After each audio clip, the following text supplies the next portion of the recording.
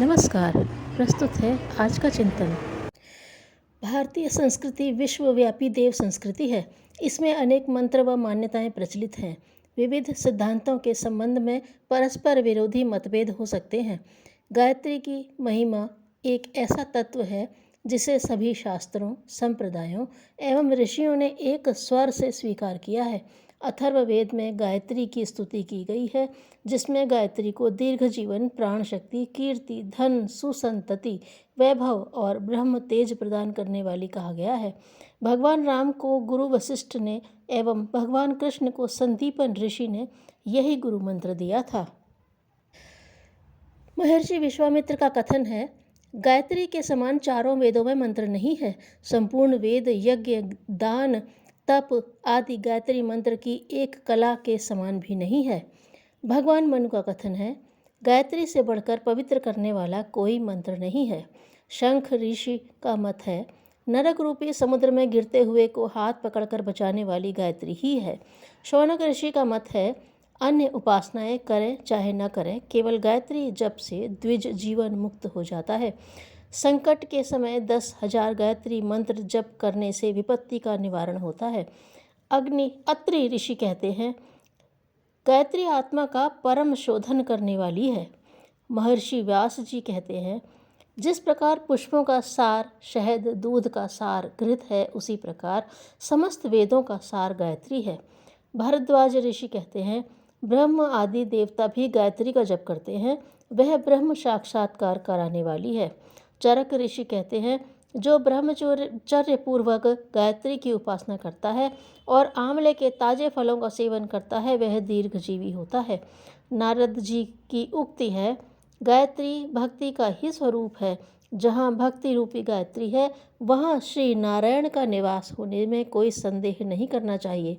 याज्ञवल्क्य ऋषि ने कहा है, गायत्री वेदों की जननी है, पापों का नाश करने वाली है। इससे अधिक पवित्र करने वाला कोई अन्य मंत्र स्वर्ग और पृथ्वी पर नहीं है।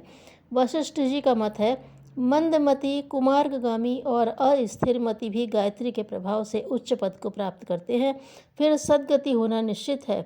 जो पवित्रता और स्थिरता पूर्वक गायत्री की उपासना करते हैं, वे आत्मलाभ प्राप्त करते हैं। आज का युग बुद्धि और तर्क का प्रत्यक्षवाद का युग है।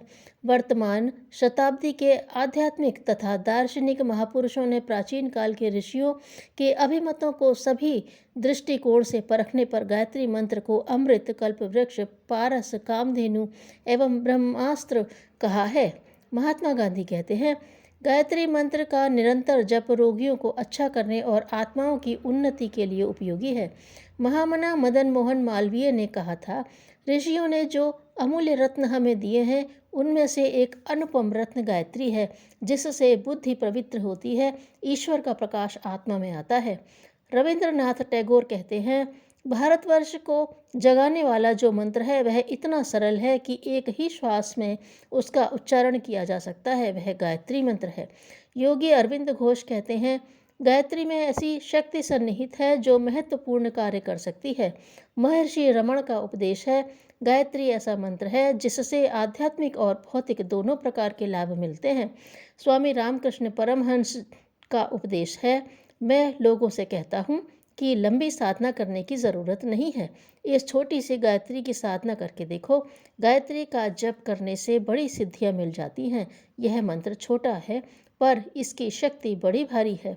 स्वामी विवेकानंद का कथन है, सद्बुद्धि से सत्मार्ग पर प्रगति होती है और सत्कर्म से सब प्रकार के सुख मिलते हैं। गायत्री सद्बुद्धि का मंत्र है और उसे मंत्रों का मुकुटमणि कहा जाता है। लोकमान्य तिलक कहते हैं, जिस बहुमुखी दास्ता के बंधनों में भारतीय प्रजा जकड़ी हुई है, उसके लिए आत्मा के अंदर प्रकाश उत्पन्न होना चाहिए, जिससे सत और असत का विवेक पैदा हो, कुमार्ग को छोड़कर श्रेष्ठ मार्ग पर चलने की प्रेरणा मिले। गायत्री मंत्र में यही भावना विद्यमान है। उपरोक्त सभी मंतव्य बताते हैं कि गायत्री उपासना के पीछे आत्मोन्नति में सहायक ठोस तत्वों का बल है।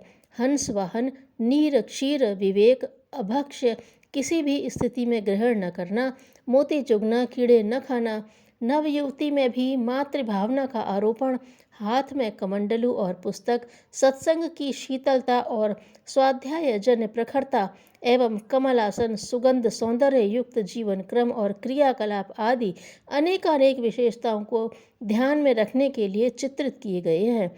लोक कल्याण की भावना से गायत्री मंत्र का जप व मंत्र लेखन नित्य करने से गायत्री माँ की कृपा से अंधकार में भी आशा की किरणें प्रकाशवान होती हैं। गायत्री को सर्वशक्तिमान, सर्व सिद्धिदायिनी और सर्व कष्ट विनाशिनी कहा गया है। गायत्री साधना कभी निष्फल नहीं होती। गायत्री मंत्र और उसका अर्थ इस प्रकार से समझ सकते हैं। ओम भूर्भुवः स्वः तत्सवितुर्वरेण्यं भर्गो देवस्य धीमहि धियो यो नः प्रचोदयात्। उस प्राण स्वरूप, दुखनाशक, सुख स्वरूप, श्रेष्ठ, तेजस्वी, पापनाशक, देव स्वरूप परमात्मा को हम अंतरात्मा में धारण करें। वह परमात्मा हमारी बुद्धि को सन्मार्ग में प्रेरित करें। यह मंत्र गायत्री माता से, परमपिता परमेश्वर ईश्वर से सद्बुद्धि मांगने का मंत्र है। व्यक्तित्व की सत्ता को तपाने से ही उसमें सर्वतोमुखी प्रखरता उत्पन्न होती है। धन्यवाद।